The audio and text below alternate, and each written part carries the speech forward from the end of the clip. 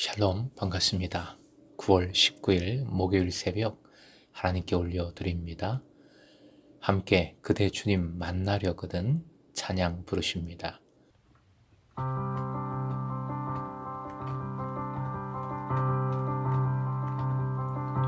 그대 주님 만나려거든 그대 앞에 놓여진 길 중 좁고 험한 그 낮은 길로 떠나요.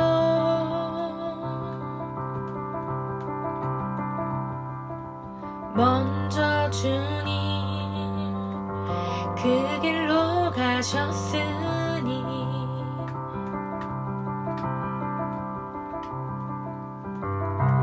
그대 주님 따르려거든 그대 앞에 놓여진 삶 중 멀고 험한 그 광야 길로 떠나요.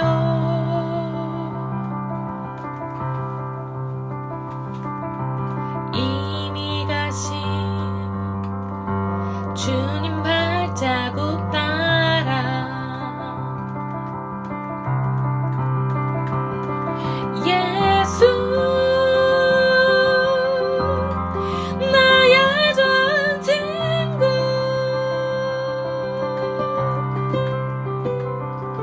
예수 날 구원하신 분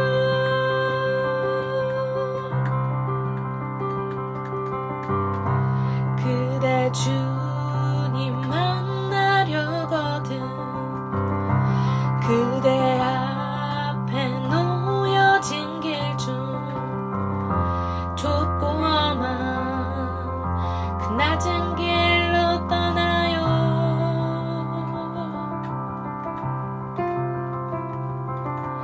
먼저 주님 그 길로 가셨으니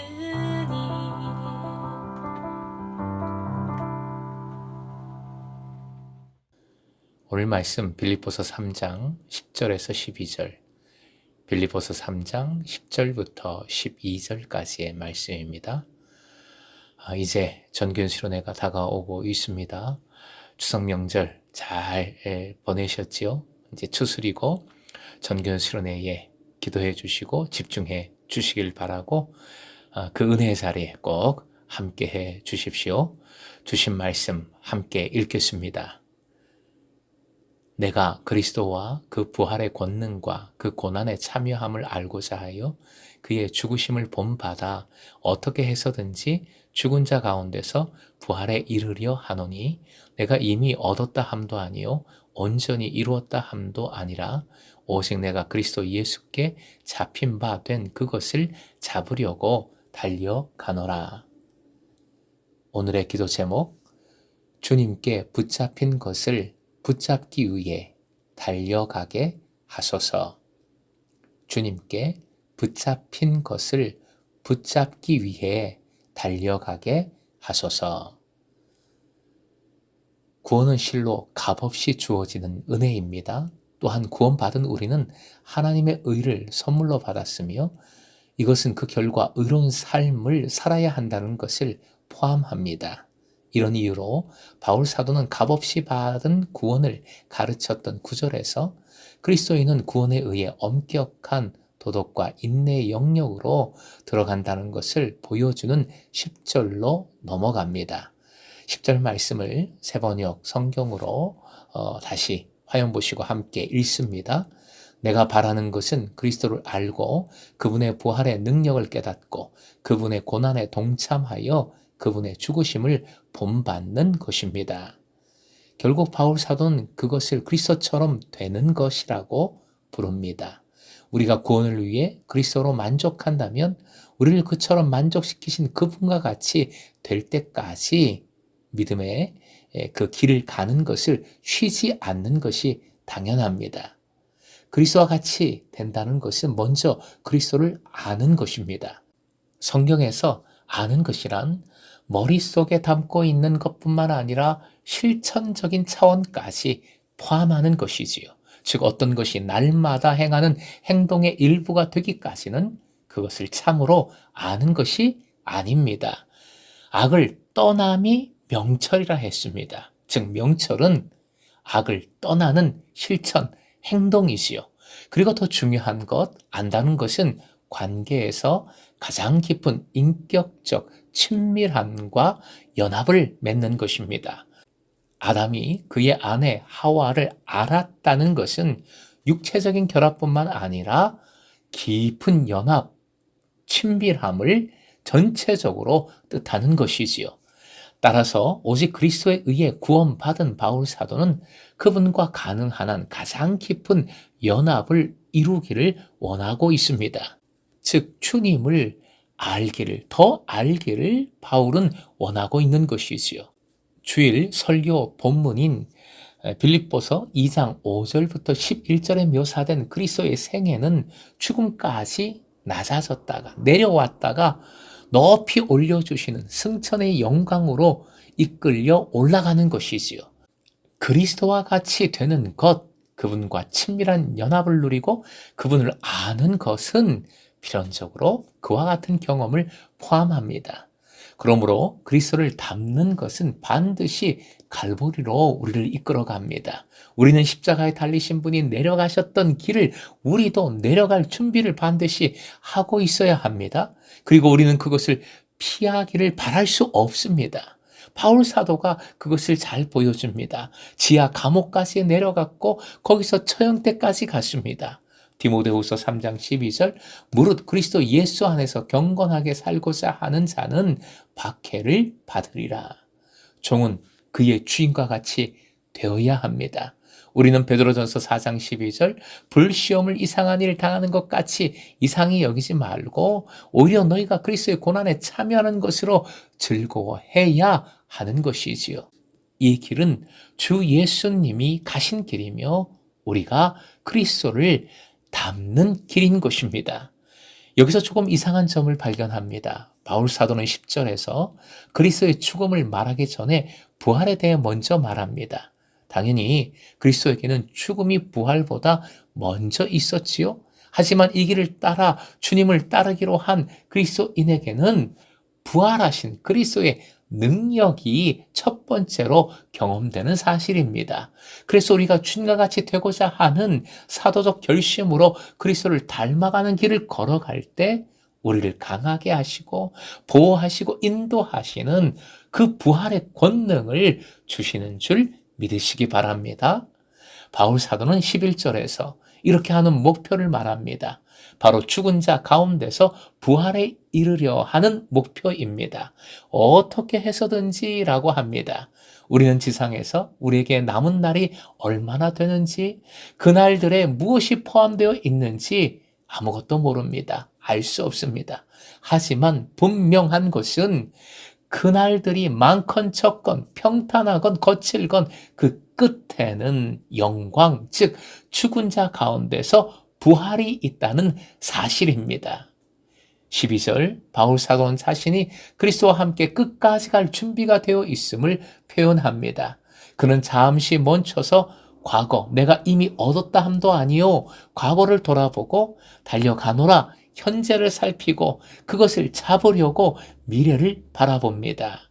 사랑하는 예배자 여러분, 한때 바울 사도는 자신이 율법의 의로는 흠이 없는 자라 스스로를 판단했지요. 하지만 그리스도께서 바울을 선택하신 후 바울이 주님을 만난 후 그의 생각은 완전히 달라졌습니다. 내가 이미 얻었다 함도 아니요 온전히 이루었다 함도 아닙니다. 그는 자신을 새로운 눈으로 바라보기 시작했습니다. 그는 영적 이해력을 얻은 것이지요. 그는 달려갈 책임이 있음을 깨달았습니다. 9절에서 우리의 노력으로는 하나님에게서 온 의를 얻을 수 없다고 상기시켰던 바울 사도가 이제 의로운 삶을 살기 위해 모든 노력을 하기로 내가 달려가노라 라고 결심하고 있습니다. 이 표현은 매우 강한 말들입니다. 하지만 기억하십시오. 우리가 행한 것은 무엇이든 하나님께서 그리스도 안에서 이미 결정하신 것의 결과입니다. 믿는 이는 주님이 사전에 선택하신 것에 반응하고 실로 그 선택에 의해 능력을 부여받은 삶을 살아가는 것입니다. 그래서 예수님은 너희가 나를 택한 것이 아니요 내가 너희를 택하여 세웠다라고 말씀하셨지요.